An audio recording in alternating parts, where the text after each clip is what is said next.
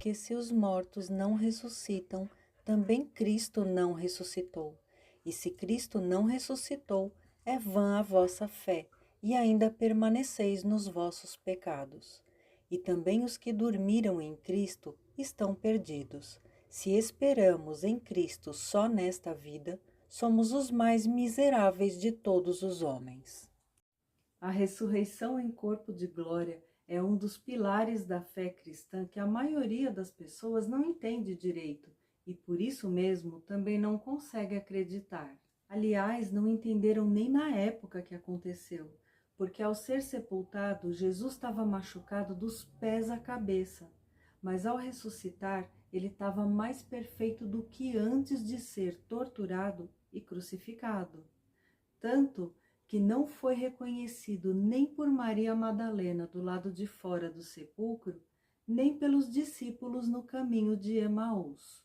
Sendo ele o Filho de Deus, faz sentido que seu corpo tivesse sido muito mais do que simplesmente ressuscitado. Porém, Jesus prometeu voltar para buscar os membros de sua igreja, e os primeiros que ele vai levar daqui são os que morreram em comunhão com ele, ou seja, todos os cristãos mortos depois da ascensão, porque os que morreram antes disso, ele já levou glorificados no mesmo dia em que ele mesmo ressuscitou. É aí que se apoia o argumento dos incrédulos que zombam dessa ideia, dizendo ser impossível que pessoas mortas há mais de 2000 anos, das quais não sobrou nenhum ossinho, possam ser ressuscitadas e ter seus corpos glorificados, pois, se não existem mais corpos, também não pode haver ressurreição, muito menos glorificação. Se lessem a Bíblia, saberiam que o corpo de glória é um corpo espiritual, então não faz diferença que haja restos mortais ou não. E mais, provavelmente, a ressurreição só vai ser percebida por quem tem visão aberta. Sabe quando você vê um vulto e quando você olha de novo ele não está mais lá? Pois vai ser assim. Num momento, num abrir e fechar de olhos, ante a última trombeta, porque a trombeta soará e os mortos ressuscitarão incorruptíveis e nós seremos transformados. Sobre a aparência desse corpo, a Bíblia afirma que depois de batizados passamos a ser membros do corpo de Cristo e considerando que ele ressuscitou aos 33 anos, pela lógica, o nosso corpo espiritual já aparenta a mesma idade que ele, porque não tem como existir diferença de idade entre membros de um mesmo corpo.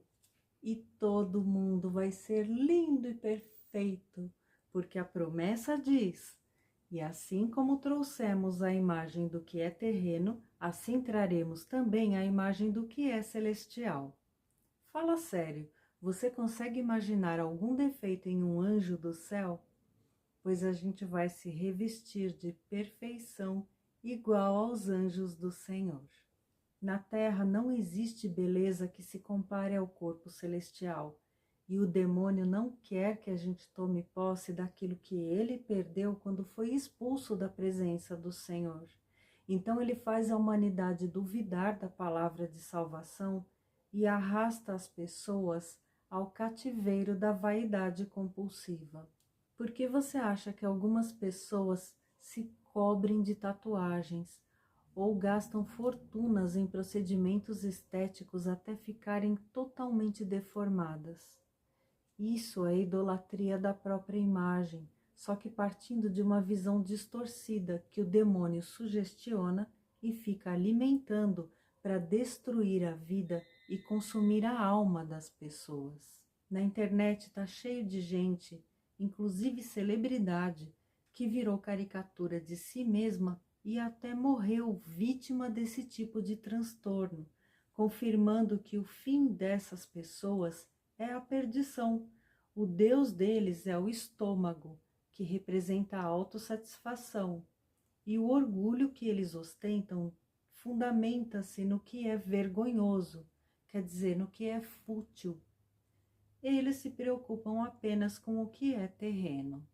Claro que isso não significa que as pessoas devam ser desleixadas como se vivessem nas cavernas, porque ostentar excesso de religiosidade através de usos e costumes também é vaidade, e é o que mais indignava Jesus no comportamento dos fariseus. A palavra aconselha a abraçar o que é bom e se guardar de toda espécie de mal, ou seja, é só pedir discernimento ao Espírito Santo que ele vai orientar a medida certa. Mas voltando ao tema da ressurreição, a Bíblia ensina que o princípio do corpo de glória é idêntico ao processo de germinação da semente que morre para poder brotar, sendo que o que nasce não se parece com a semente, mas sim com a planta que deu origem à semente. Portanto, aceitar Jesus é comungar da mesma glória que ele conquistou na ressurreição.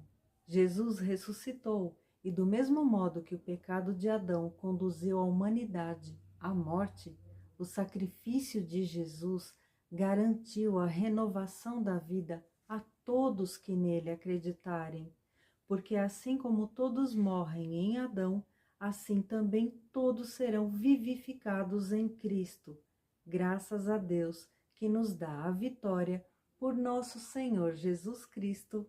Amém.